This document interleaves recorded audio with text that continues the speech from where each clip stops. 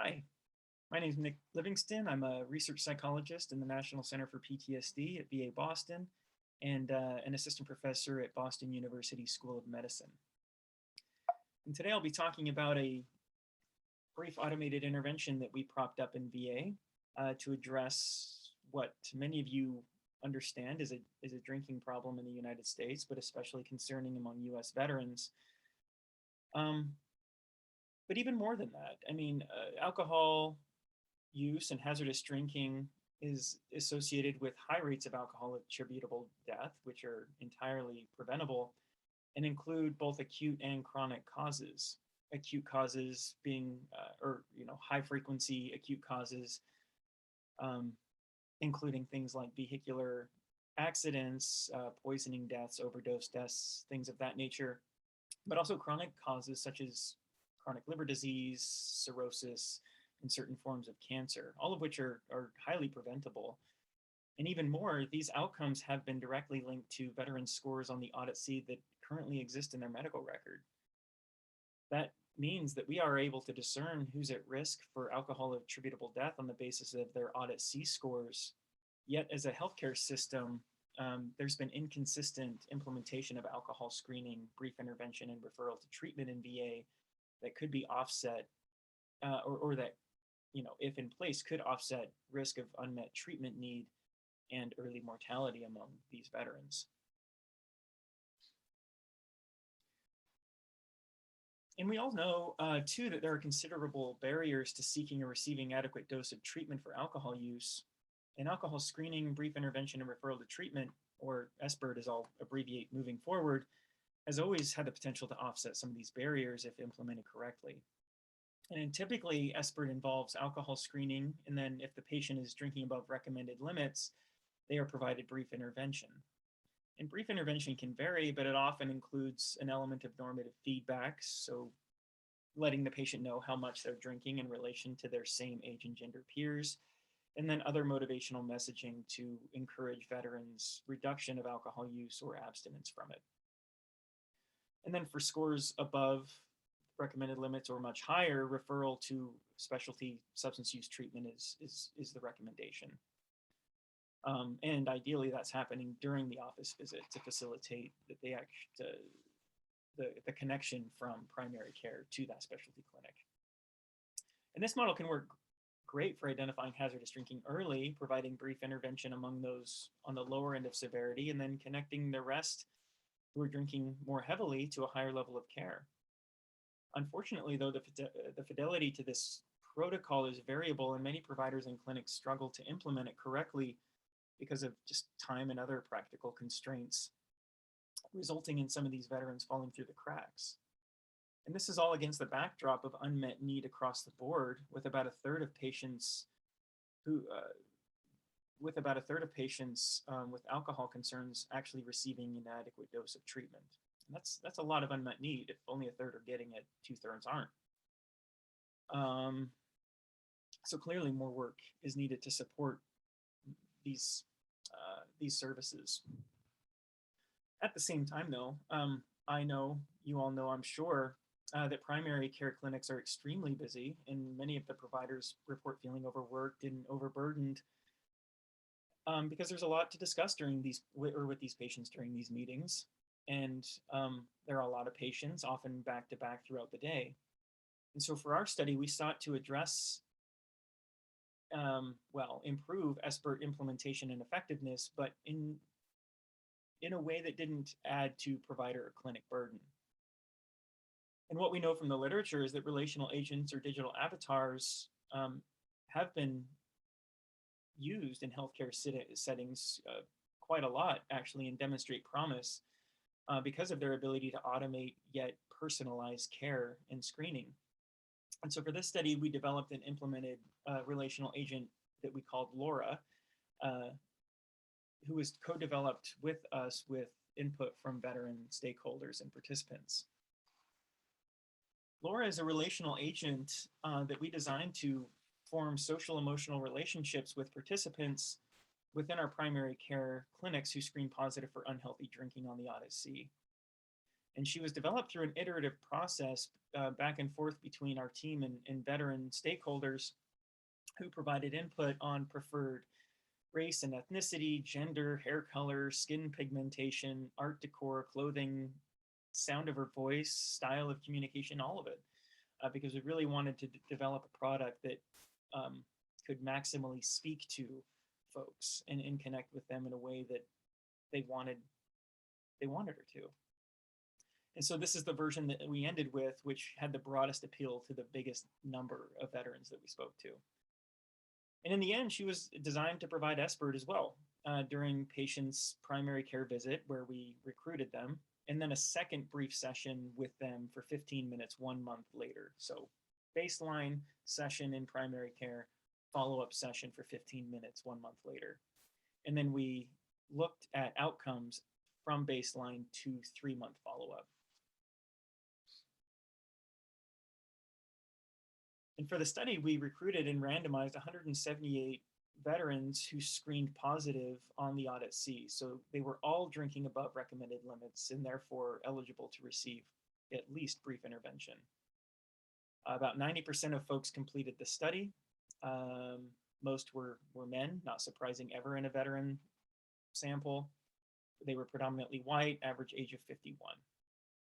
And our primary outcomes of interest were average drinks per day, drinking days per week, the percentage of heavy drinking days in the last 30, and then alcohol problems as measured by the short inventory of problems, or the SIP measure. And what we found overall, which was counter to our hypotheses, is that there was no evidence of drinking improvement in one condition versus the other. Rather, what we found is that all veterans appeared to improve over time, which is a great thing, with no discernible differences between groups on the average number of drinks consumed per day, drinking days per week, or percentage of heavy drinking days in the last 30.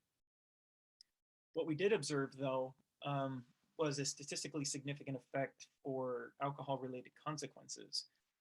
And I plot this on a y-axis starting at 0 just to impress that while it is statistically significant, the differences between these groups, while they favor those who met with Laura, the differences were not massive.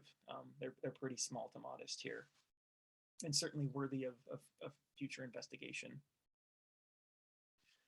Other outcomes included rates of brief intervention and referral to treatment between those in our treatment as usual versus treatment as usual plus Laura groups. And starting with brief intervention, again, all of our participants were drinking at a level that would coincide with receipt of brief intervention. I mean, that would be the recommendation for all of the participants, given that they were all drinking above recommended limits. And yet what we found is that while Laura provided brief intervention to 100% of patients, in usual care, only 40% of patients received it. And by usual care, I mean just usual primary care and what people receive there naturally. In addition, there were 25 patients total across the 178 who received a referral to treatment. One of those was from a provider in the treatment as usual group, and the other 24 of the 25 were received from Laura directly. And then, as a promising aside, 71% of those folks actually followed through with a referral, which is good. So as a broad recap, veterans generally decrease their drinking between baseline and 3 months in this study, but we didn't observe any between group differences that rose to the level of statistical significance. This might relate to the lack of efficacy of Laura over and above the outstanding care that I assume that every patient is receiving through our VA primary care clinic. But another artifact might relate to the fact that while they were randomized, the control or the comparator condition was still drinking at a higher level at baseline, which does have some implications for evaluating change between the two groups over time.